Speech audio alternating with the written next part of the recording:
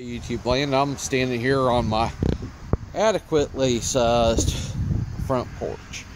Now, yeah, it's not massive or anything, but it's about 15.5 foot long and about 6 foot wide, 5.5 foot wide, something like that. Maybe it's 4 foot. I measured it before. It's actually nice to come outside, get in the weather a little bit. I have a couple people sit on it. You know, it's big enough you can have 7-8 chairs sit out here if you really wanted to. But anyways, I was talking with somebody else that has a YouTube channel, and the subject of Hondas come up, and imports in general. Somebody was telling him that he needed to try a Honda. Nah, you don't need to try a Honda.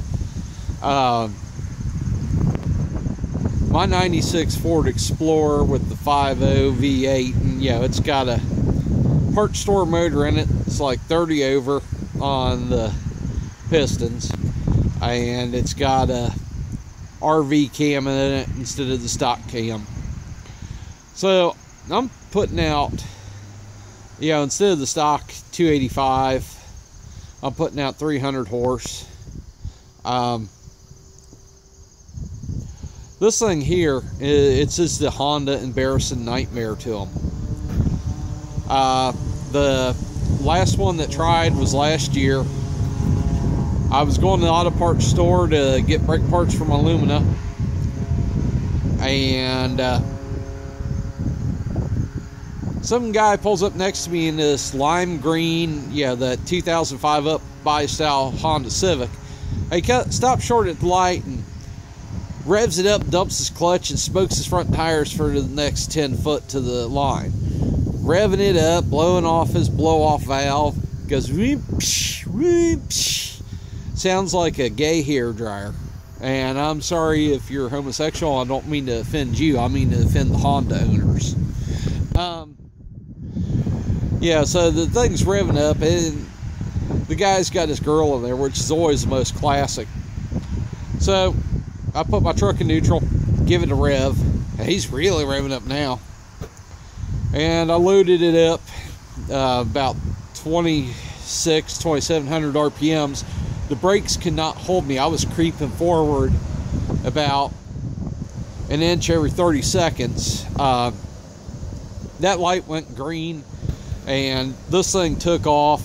You know, you can't over rev it because it will shift itself before you can ever rev the motor. The transmission will not let you over rev this 302. So it shifts at like 6,000 RPM. Sometimes it might go 61 or something. But anyways, it shifted in second, or from second to third, and I look back, I'm already doing 80 miles an hour. That Honda is like 8 car lengths back. Okay, the guy spent at least $5,000 putting a turbo on his car. Another, yeah, $5,000-6,000 painting it in an obnoxious color green. Probably had $1,000 in his wheels and tires. Probably had $2,000 or $3,000 in his stereo that sounded like crud. And he got whooped up by a 5,500 pound all-wheel drive Ford Explorer. Not a new Explorer, no, a 1996 Explorer that was 20 years old last year. It's 21 years old now. What do you think about that, folks? That's got to be a bit embarrassing for your girlfriend. But before that, the last Honda that really tangled with me is back when I had my Toyota Corolla. Now, yeah, I was there for a couple years. I liked the imports somewhat. And as long as they were rear drive, I was okay with driving them around and seeing what I could get out of them performance-wise. Well, I knew a guy that worked at a store that was close to my house, and he had a 1985 Toyota Corolla GTS. That's a rear-wheel drive, 1.6 liter, 4-valve per cylinder, 5-speed manual with limited slip differential. Okay. He upgraded from that to a Supra. And when he did, after a few months, he wasn't driving the car, it was sitting at his parents' house, and I bought it from him. Cheap.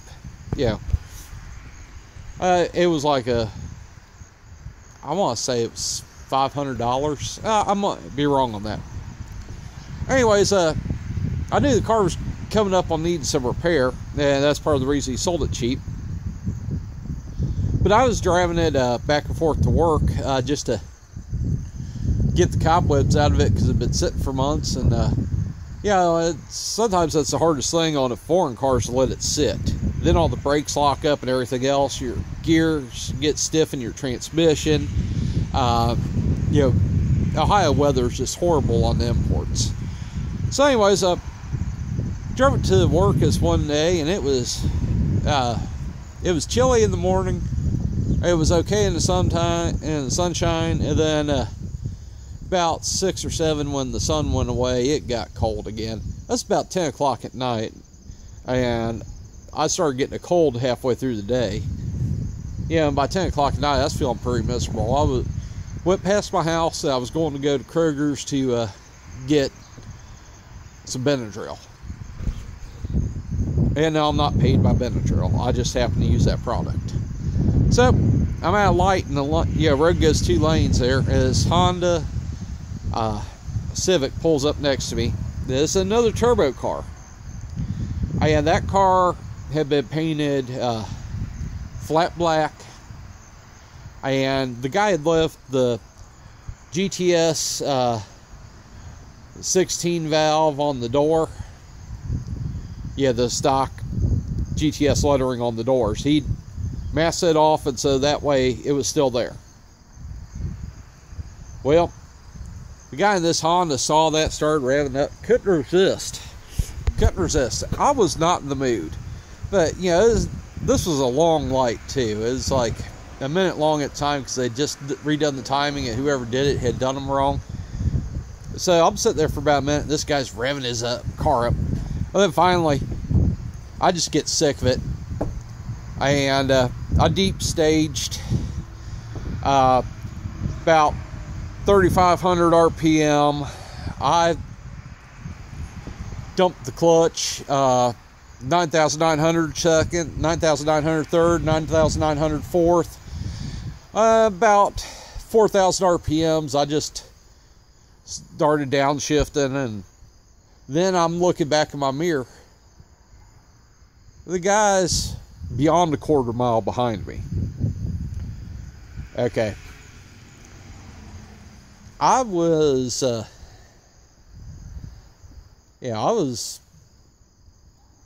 well in excess of double the speed limit. I was dang near triple the speed limit. Put it like this, I was about the dollar bill mark in a 35. That Toyota, I got it, the guy I got it from was kind of like Toyota Guru. He knew what to do. It had things like adjustable cam timing gears on there, and the cam timing was set to make the most out of the cams that were in it. The cams have been replaced, different fuel injectors, a whole bunch of different stuff has been done to this car. It was running about a 14-second quarter-mile time, which for one of those was kind of impressive, without a turbo being put on there. That car, if you would put a turbo on it, it might have done like a 13:01 in the quarter mile. But it was just a 4-cylinder, and 2,500 pound car with a 4-cylinder is not the same as a 3,500 pound car with a V8. Don't give me all this handling crap, because my 85 Trans Am would hand it its ass any day of the week on a road course. And plus, the Trans Am was a mid 12-second drag car. But I ran the 16-inch wheels and tires on it. and it would outhandle that Toyota if I would have taken